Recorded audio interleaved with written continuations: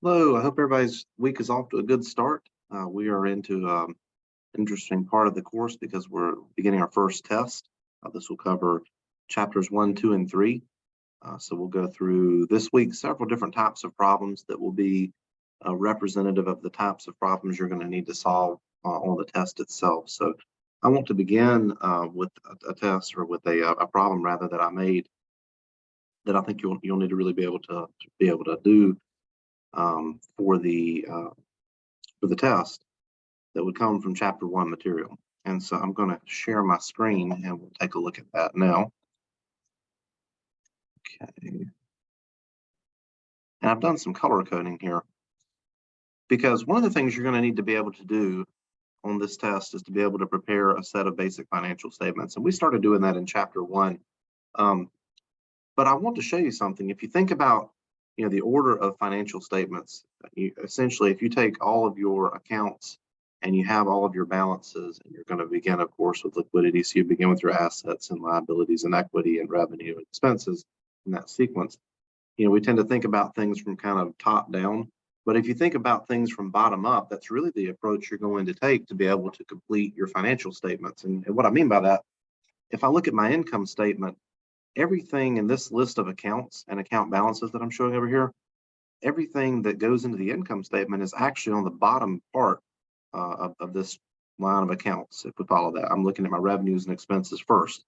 I have to do that because in order to get an understanding of where my retained earnings are at the end of the month, I need to know if I made money in the form of net income or if I lost money in the form of a net loss. So I always begin with my income statement. So let's take a look at what that's going to look like. I begin with my revenues always, and looking at this, I've only got one revenue account, which is service revenue. So I'm going to grab that, and then I'm going to grab that balance. So I've got $19,000 there. And then I'm going to go into my expenses, and I've got a few more of those. I've got wages expense, rent expense, and utilities expense. And then let me grab these balances.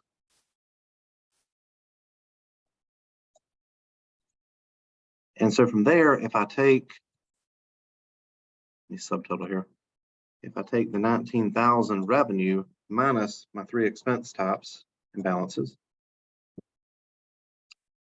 Oh, hang on. I have that summing.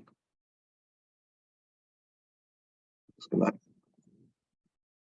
And then in doing that, I've got, let me sum this. Let's see what it was doing. I got ahead of myself. There we go. I had $16,000 in expenses, $19,000 in revenue. So since my revenues exceeded my expenses, I have a $3,000 net income, which is good. And so that's what I would hope to have happen. So on the statement of retained earnings, I'm going to grab the retained earnings balance, and I want to draw your attention to something because, again, we're going to be completing these financial statements as of the end of a certain month, whatever that may be. So it may be that we're completing these as of, July 31st or whenever, or June 30th.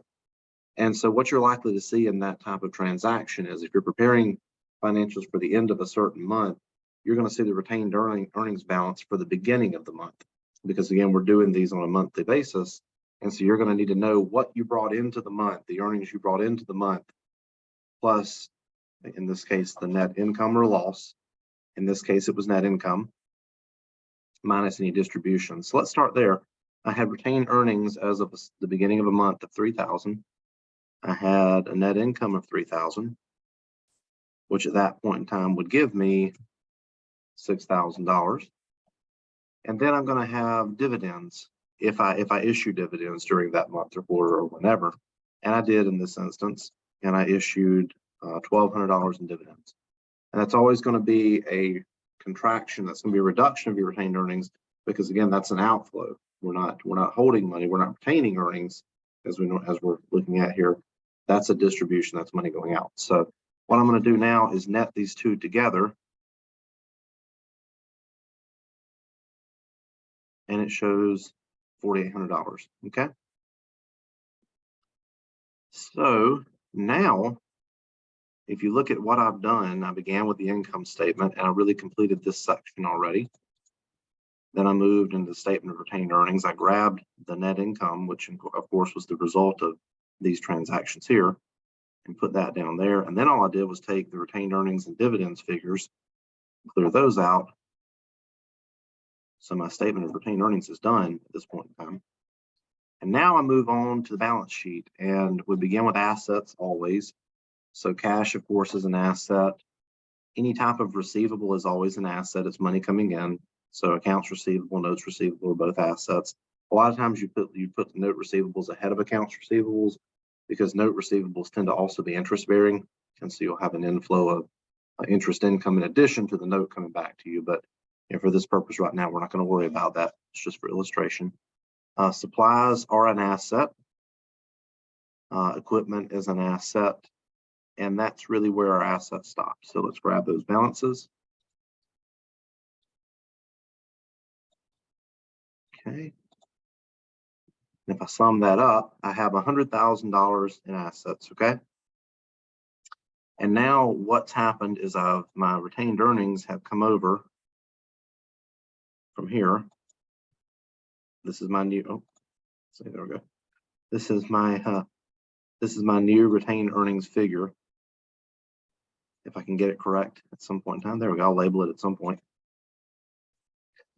Because again, that 4,800 encompasses what we brought into the month and then the result of earnings during the month.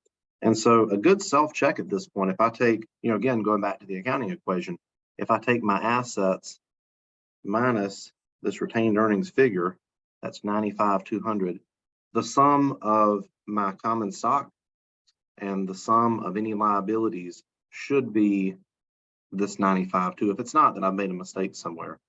And that's fine, we'll fix it. So let's go here and let's grab our liabilities. And so the only liability I see is accounts payable. Anytime we've got a payable, that's going to be an outflow of money, whereas a receivable is going to be an inflow.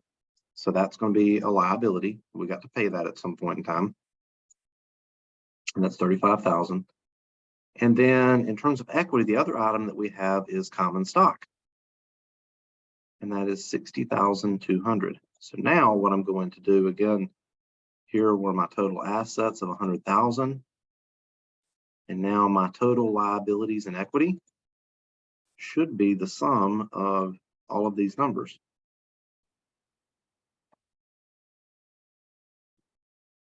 And it is. So we're done. That's all you would have to do. So if you can do those things, typically if you're looking at a question like that, it's going to be a multi-part question, and you'd be thinking about preparing each of these statements. But as you see, if you follow this order, if you begin with your income statements and really think about what goes into that, it's pretty straightforward. And then from there, you just have to remember that you have to calculate your net income or loss before you can move on to the statement of retained earnings. Once you've done that, this is really, these retained earnings and dividends are all you're really looking at in terms of what's going to be in that statement. And then the same thing there, when you go into the balance sheet, assets are going to be what they are. Liabilities are going to be what they are. Common stock you're likely to be given, or whatever type of stock figure, whether that's common or preferred. And then the retained earnings figure is always going to be the retained earnings that you've calculated from the previous example, because again, that retained earnings balance is going to encompass the month's operations. So that's really all there is to it.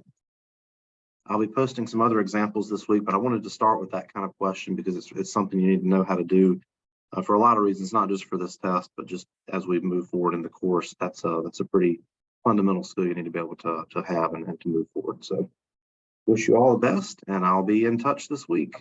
Thank you so much. Bye.